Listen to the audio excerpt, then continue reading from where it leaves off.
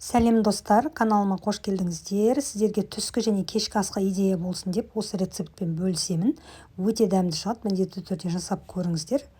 Сиырдың етін осылай турап аламыз. Бұл ет менде тұздалған, сондықтан мен бұл жерде қазір тұз қоспаймын. Чеснокты үккіштен өткіземіз, соя соусын қосамыз, содан кейін жақсылап араластырып, кемі жарты сағат маринаттаймыз. 2-3 сағатқа қойып қойсаңыздар да болады.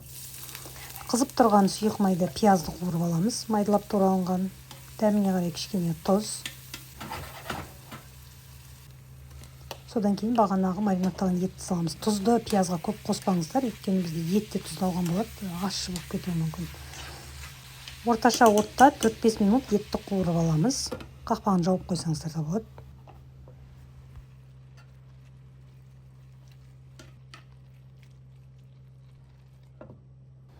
Енді бізге су керек болады. Осының үстіне 2 ас қасық томатный паста саламыз. Содан кейін ұнды қосып, түйіршіктері кеткенше жақсылап араластырамыз.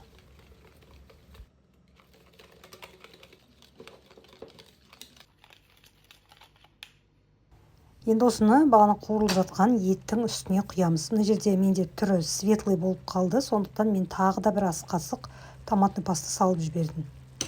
Светлый ашық болсын десеңіздер, салмай-ақ қойсаңыздар да болады. Енді осыны жақсылап араластырамыз. Содан кейін уже оттың астын минимальныйға қоямыз. Өте баяу отқа қойып, болды енді. Асықпай осыны бұқтырып пісіреміз. Етіміз жұмсақ болып піскенше арасында осыны араластырып тұрыңыздар, түбі жабысып қалмасын. Енді күрішті дайындаймыз. Қызып тұрған сұйық майға паутинка вермишельін салып кішкене қуырып аламыз. Содан кейін алдын ала жақсылап 5-6 рет жуылған күрішті осылай салып тағы да маймен бірге кішкене қуырамыз да үстіне қайнап тұрған суды құямыз. Суды мен өлшемедім, тек мына күріштен бізде 1 пальчик асу керек дейді ғой, 1-1,5 сантиметр артығырақ құясыздар. Содан кейін осылай суы тартылғаннан кейін тоже баяу отқа қойып жайлап пісіресіздер. Суы тартылғанша қатты отта ұстайсыздар. Суын тартқаннан кейін күріш осылай баяу отта пісіреміз дайын болғанша. Осылай шашырап әдемі болып піседі. Күріш дайын. Енді тазаланған картошкаларды фридің размерінде етіп турап аламыз. Мына жерде менде картошка көп, өйткені мен бұны ауызашарда Рамазанда жасаған болатын 8-10 адамға. Мен енді описание бөліміне барлық құрамын жазып кетемін. Сол жердегінің сіз өзіңіз жартысын жасасаңыз болады. 4-5 адамға арналған. Жарты порциясын яғни. Енді осыған тұз себеміз дәміне қарай, паприка, содан кейін сұйық май. Осыны жақсылап қолмен араластырамыз. Біздің паприкамыз, тұзымыз барлық жеріне толық тию керек.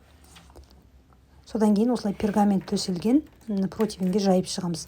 Печкамызды заранее қыздырып қоямыз 180 градусқа. Содан кейін картошкаларды печкаға саламыз. Примерно бір жарты сағатта дайын болады. Енді бастысы жұмсақ болып пісу керек.